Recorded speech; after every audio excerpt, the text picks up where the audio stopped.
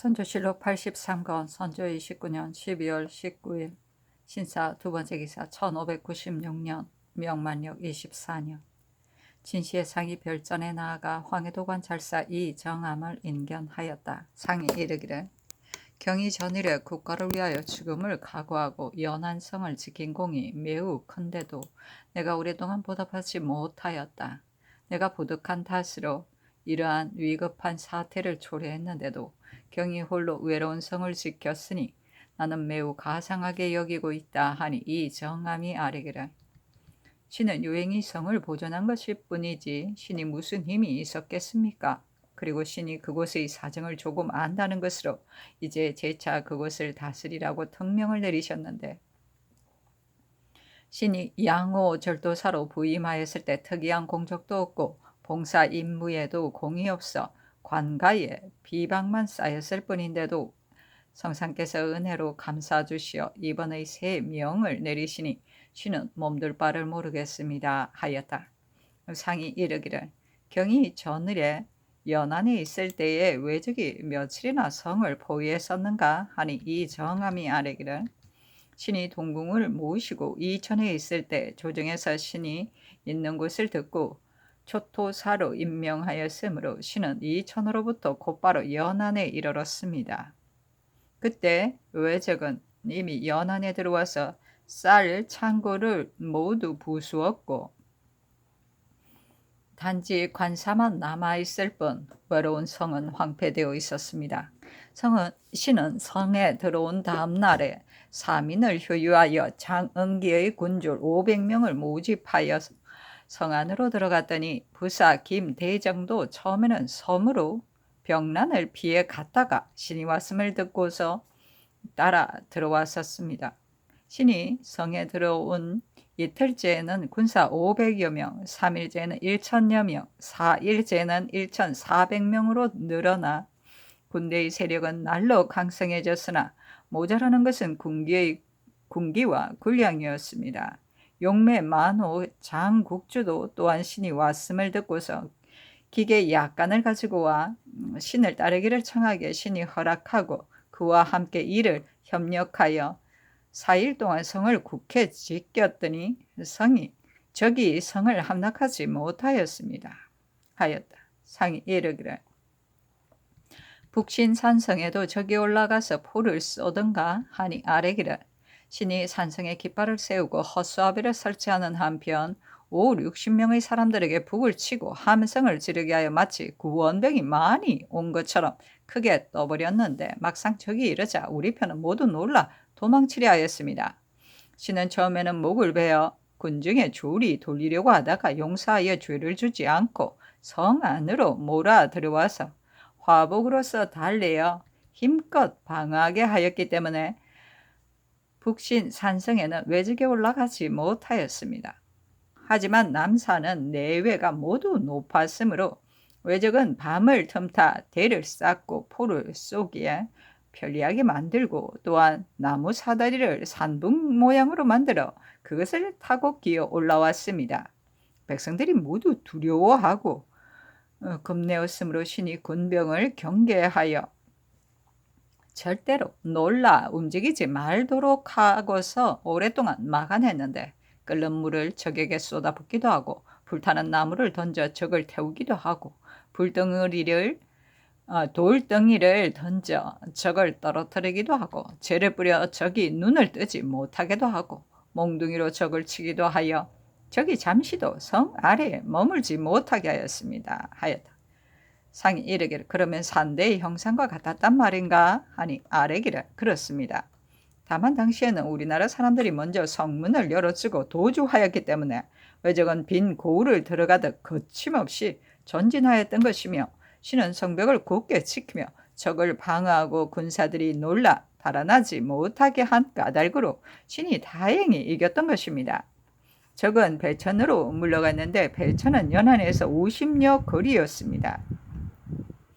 외적은 아침마다 나와서 도전하였으나 그때마다 신은 그들과 싸우지 않고 다만 장정을 뽑아보내어 적의 앞부분을 공격하거나 뒷부분을 치거나 하며 9월부터 이듬해 정월까지 끌면서 이기기도 하고 패하기도 하였습니다.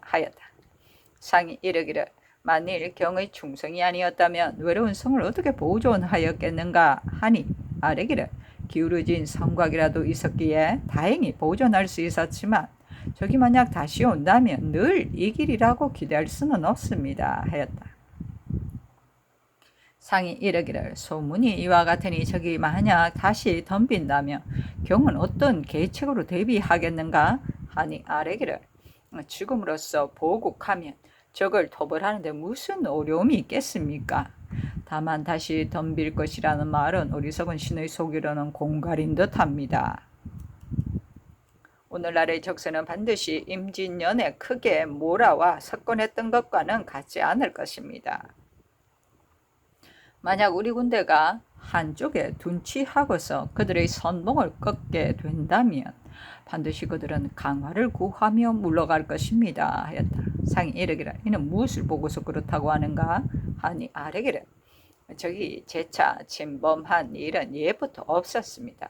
명년에 다시 일어날 것이라는 말은 공갈하여 강화를 협박하는 것에 불과합니다. 하였다.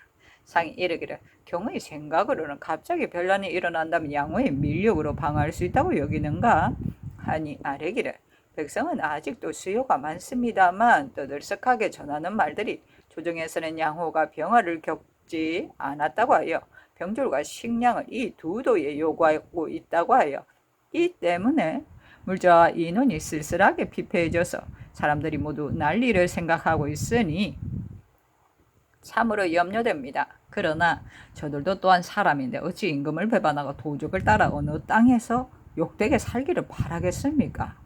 반드시 힘을 다하여 싸울 것입니다.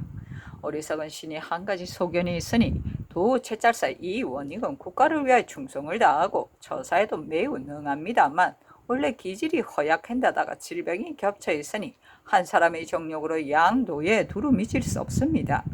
호남의 대신을 또 파견하는 것이 어떻겠습니까? 하였다. 상이 이르기를 우상은 경상도만을 지키게 하고 다른 재상을 보내어 호남을 지키게 하자는 것인가? 하니 이 정함은 그렇다고 답하였다. 상이 이르기를 비변사로 하여금 의논하여 처리하게 하라 하고 좌부승지 이후 영순을 돌아보고 이르기를 해주 산성을 보았는가? 혹자는 지킬 수 있다고도 하고 혹자는 물이 없어서 지킬 수 없다고 또 함으로 내가 감사로 하여금 살펴보게 하였더니 물이 있더라고 하였다. 하니 이후 영순이 아뢰기를 땅을 파면 어느 골짜기인데 샘물이 쏟지 않겠습니까? 하였다. 상이 이르기를 산성에다 식량을 많이 비축해 둔다면 적이 어떻게 성을 빼앗을 수 있겠는가? 하니 이 정함이 아뢰기를 산성을 비록 보존한다 해도 본성이 적의 소유가 된다면 어찌 하겠습니까? 신은 과거 역사를 두루 보았지만 혹 산에 의지하여 성을 만드는 것은 있으나 본성을 버리고 구태여 산성에 힘쓸 일은 없었습니다. 하자 상이 이르기를 본성을 지킬 수 있다면 무엇 때문에 산성을 사용하겠는가 하였다. 상이 유영순에게 이르기를 승진은 황해도의 일을 잘 알고 있을 것이니 상세히 아뢰라 하니 유영순이 아뢰기를 신은 그르친 일이 많아 백성들에게 원망을 받은 적이 적지 않습니다. 소신이 평산 산성에서 옛 성터를 따라 성곽을 축조하고 얇은 쇠로 성문을 만드는데 10월부터 11월까지 걸렸습니다. 이때 기후가 춥고 땅이 얼어서 성이 혹 무너진 곳도 있었는데 전 감사인 장운익이 성이 좋지 않다고 해서 힘을 쓰지 않았습니다. 하였다. 상이 이르기를 승지가 평산 산성이 좋다고 하는 것은 무엇 때문이며 장운익이 좋지 않다고 해서 수축하지 않은 것은 또한 무엇 때문인가? 하니 유영순이 아뢰기를 지세로 말한다면 평산은 해서와 관서의 큰 길에 끼어 있어 마치 부채의 축과 같으므로 사방으로 갈라져 갈 수 있는 것입니다. 그래서 어리석은 신의 생각으로는 이와 같은 요충지대를 먼저 지켜 서쪽 길을 차단하는 것이 상책이라 여겨 조정의 품지를 받고 수축하였습니다. 장운익은 무슨 소견이 있었는지는 알 수 없으나 아마도 물력이 달려 백성들의 원망이 있었을까 염려되어 그랬던 것 같습니다. 하였다. 상이 이르기를 산중에 물이 없다고 하는데 과연 그러한가 하니 아뢰기를 지지에 샘이 있다고 하였고 또한 고려 때에 기내에서 가장 가까운 곳으로서 성을 쌓아 지켰다고 하였는데 지금도 잔돌로 성을 축조했던 흔적이 남아 있습니다 하였다. 상이 이르기를 성터가 아직 남아 있단 말인가 하니 아뢰기를 있습니다. 성 안에 전조 장절공 신승겸의 철상이 아직도 남아 있습니다 하였다. 상이 이르기를 철상이 지금도 남아있더란 말인가 하니 아뢰기를 있습니다. 지금도 고을 사람 중에 사사로이 기도하는 자들이 가끔 음사를 하므로 신이 그의 자손을 불러 경계하기를 너희 조상의 유상이 아직 보존되어 있으니 너희들은 사당을 짓고 제사를 지내라 하고 이내 회문을 돌려 세력을 마련해서 사당을 세웠습니다. 이는 신승겸은 신의 어미의 조상으로 그 자손들이 평산에 많이 있었기 때문입니다 하였다. 상이 이르기를 산성을 지키는 것이 마땅할 듯하다 하니 아뢰기를 버리기는 아깝습니다. 신이 일찍이 감사로 있을 때 소고군을 모아서 성을 지키는 절차를 만들어 놓았으니 지킬 수 있을 것입니다 하였다. 상이 이 정함에게 이르기를 감사는 승제의 말을 어떻게 생각하는가 하니 이 정함이 아뢰기를 예성은 매우 완전하였고 물도 많이 나왔으니 이 영순의 말이 옳습니다 하였다. 상이 이르기를 수비가 어렵다 함은 물이 없기 때문인데 물만 있으면 방어하기에 무엇이 어렵겠는가 하니 이 정함이 아뢰기를 전조의 때에도 공신을 위해 연회를 열고 난세에 임하여서는 충신 의사를 표창하였는데 하물며 지금과 같은 밝은 시대에 죽음을 각오하고 충성을 다하지 않겠습니까? 마음을 드시어 전망한 자들을 표창하여 인심을 격려하소서 하였다. 상이 이르기를 유사로 하여금 다시 심사에 처리하게 하라. 또 연한성을 지킬 때 큰 공이 있는데도 뚜렷한 상을 받지 못한 자가 있는가 하니 이 정함이 아뢰기를 모두 이미 분수에 넘게 은상을 받았으나 다만 실직을 갖지 못하여 혹 공로를 말하는 자가 있습니다 하였다. 상이 이 정함에게 이르기를 본도에 군기가 없는 곳이 있으니 경이 부임한 후에도 만약 넉넉하지 못한 것이 있으면 즉시 치게 하라. 내장한 것을 주겠다 하였다. 이 정함이 배사하니 상이 황문에게 명하여 백양 피구를 하사하였다. 선조실록 83권 선조 29년 12월 19일 신사 세 번째 기사. 비만기로 일렀다. 어제 병부의 자문을 보니 육문도의에 관한 일은 실로 놀라운 일인데 자문에 혹 우리나라에서 지은 것이 아닌가 의심하고 있다. 지금 마땅히 전일에 육문도가 가지고 온 관찰은 우리나라에서 답한 글과 아무런 관계가 없다는 것을 지금 온 차관을 통하여 상세에게 알려서 그 곡절의 여하를 분명하게 통보해야 한다. 그 사람은 바로 이 염해가 보낸 자이다. 이 염해는 지금 요동 총병관이 되었는데 만일 이 염해가 한 일이라면 이 염해가 비록 스스로 짓지는 않았다 할지라도 혹시 그 사정을 알 것이니 우리가 곡절을 말하는 것은 문제가 없지 않다. 그러나 그 자문 안에는 이미 요동 부총병의 말이 있으니 지금 보여준다 해도 무방할 것이다. 다만 그 차관을 쓸 자리를 마련하여 후하게 대접하고 물품을 증정하고서 왜 적의 사정은 이미 북경에 분달되었으니 발병의 여부와 조종의 의논은 어떠한가를 물어보되 접대도감으로 하여금 가서 물어보게 할 일을 의논하여 아뢰도록 비변사에 이르라. 선조실록 83권 선조 29년 12월 19일 신사 네 번째 기사. 비변사가 아뢰기를 삼가 비만기를 읽어보니 상교대로 하는 것이 매우 옳겠습니다 하니 다시 비만기로 전교하기를 다시 생각해보니 당초 육문도가 왔을 때 섭유격이 통첩하기를 우선 만나 주고서 속히 그를 보내어 성과 같이 돌려보내면 여러모로 감사하겠다고 하였으니 섭공은 그 사람을 알고 있는 것이 아닌가? 대개 섭공이 자기의 일에 관계가 없다면 어찌 이러한 통첩이 있었겠는가?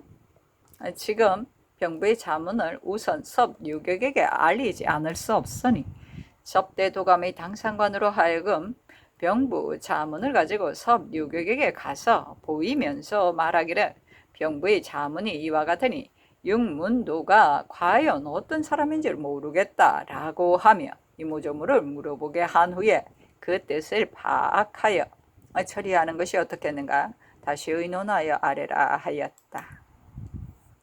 선조실록 83군 선조 29년 12월 20일 이모 첫 번째 기사 사은부가 아래기를 관적을 승진 또는 강등시키는 것은 조정이 시행해야 할 일이고 번신이 감히 관여할 바가 아닌데 강원 감사 서승은 왕실과 혼인하여 고관에 올랐고 또한 시비가 바르지 못하며 의논이 간사하여 일컫는 것이 못된다. 보안 찰방 권경호를 유임하자는 장계를 오리더니 유임을 정한 지 얼마 되지도 않아 또한 그의 벼슬을 승진시킬 것을 청하였습니다. 이는 일에 관계가 있을 뿐만 아니라 필요 이상의 연사를 사용하여 교만한 태도로 지휘하고 있으니 사체를 알지 못함이 지나칩니다. 채차시키소서 하니 아랜대로 하라고 답하였다.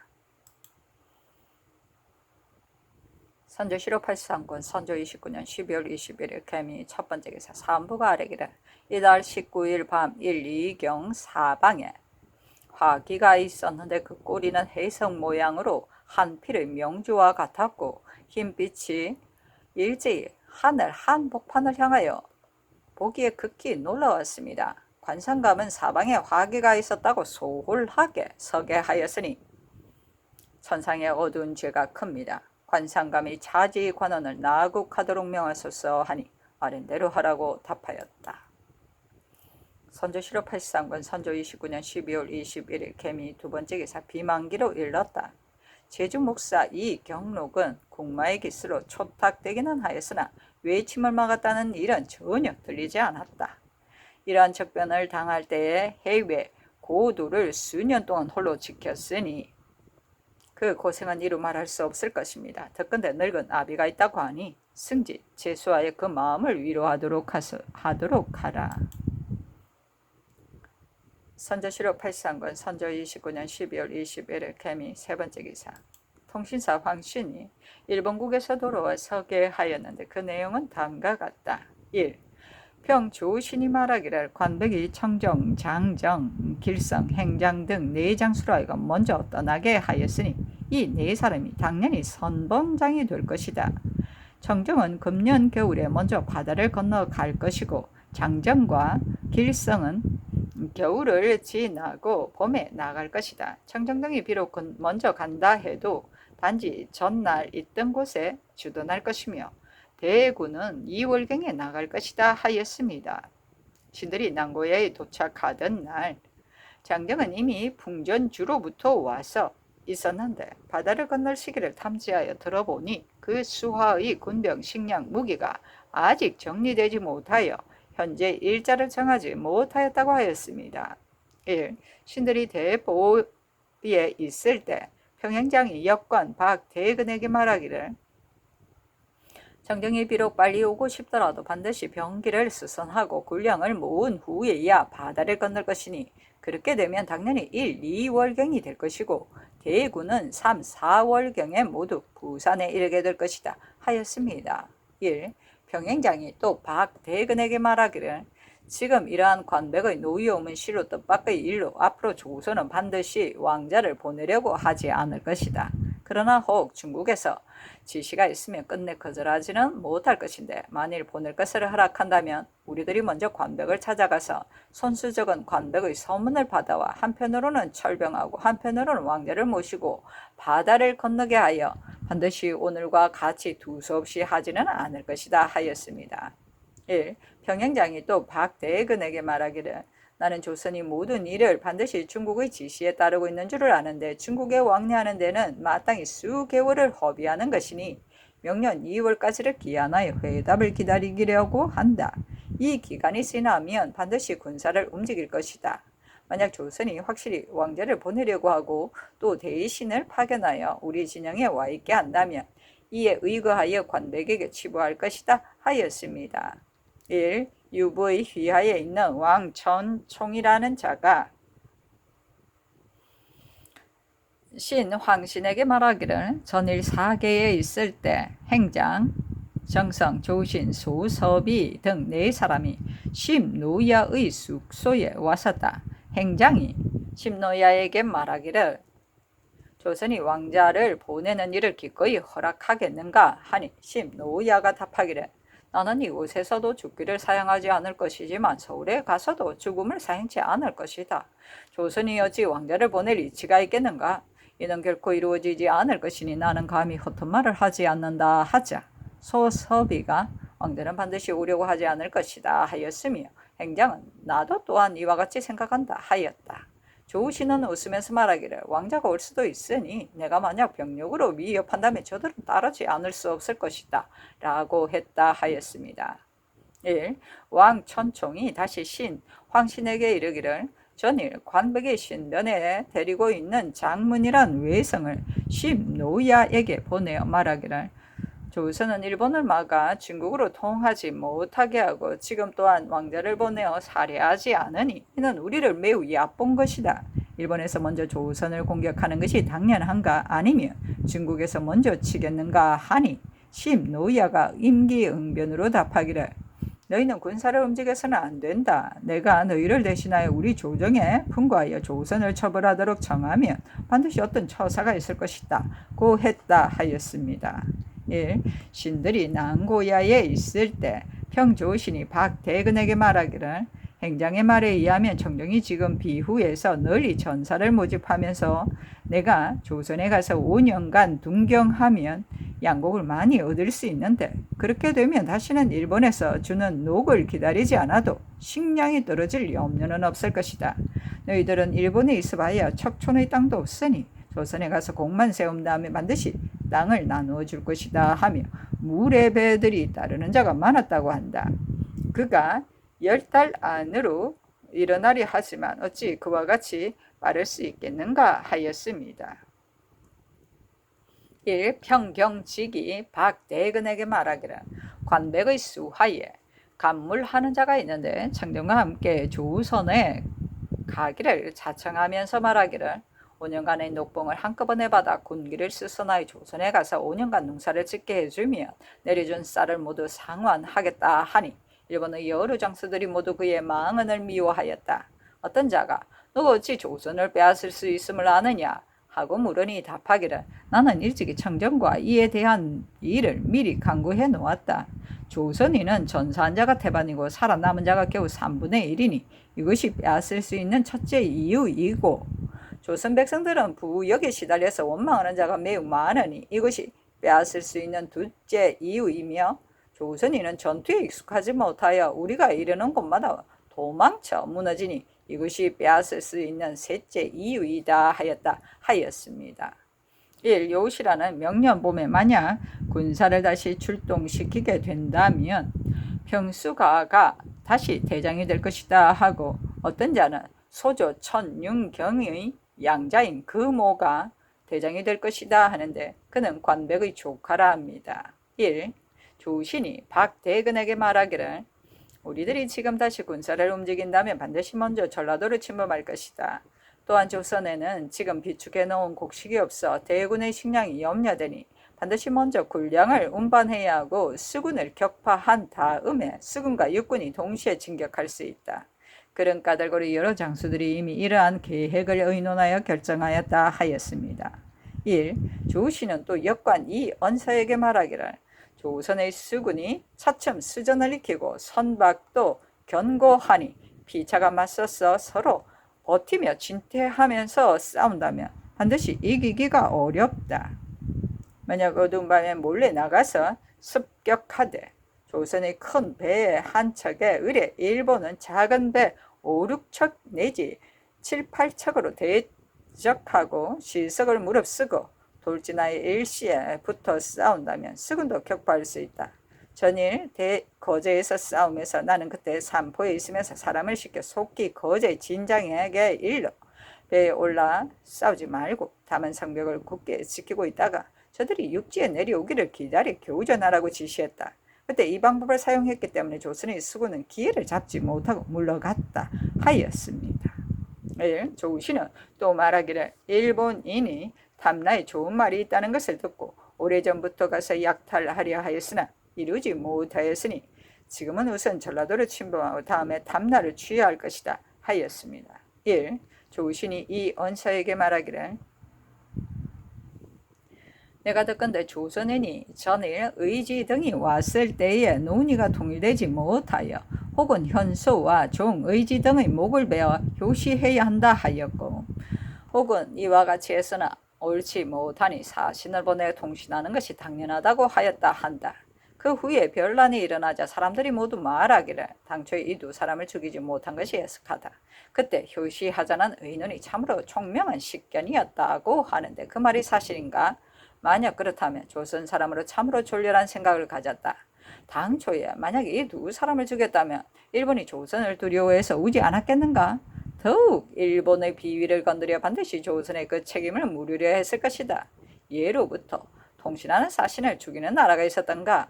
비록 그 두 적국이 교전하더라도 사실은 그 사이에 있는 법이니 지금 조선이 일본에 대하여 불쾌한 일을 해도 일본에서 통신하는 사람을 죽이겠는가? 이는 잣단자의 소견이다 하였습니다. 1. 신이 사계에 있을 때 한 외성이 묵은 종이 한 장을 보이면서 이는 왕년에 서, 사, 두 명사가 왔을 때 의정한 조약을 베낀 것이라고 하였습니다. 신들이 이를 받아보니 그 안에는 7건의 조약이 있었으므로 그 조약 종이를 가지고 왔습니다. 1. 신들이 사계에 있을 때 포로로 끌려간 우리나라 사람 염사근이라는 자가 있어 일본의 사정을 모두 알려주었습니다. 또한 신들을 직접 찾아와 만났는데 신들이 그와 담화하면서 그의 사람됨을 보니 경박한 것 같고 말하는 것도 매우 과장되어 믿을 만한 자는 못 되는 듯 하였습니다. 그가 서서 보여준 별지는 가지고 왔습니다. 1. 신들이 대포에 있을 때 요시라가 박대근에게 말하기를 어제 행장 정성 의지 등이 함께 앉아서 나를 불러 묻기를 우리들이 지금 부산에 도착하여 조선의 회보를 기다리면 조선은 또한 반드시 중국 조정의 처치를 품달할 것이다. 중국에 왕래하려면 내년 봄에야 돌아올 것인데 만약 그동안의 조선이 우리 세력이 고립되어 있는 것을 이용하여 부산을 습격한다면 어찌 되겠는가?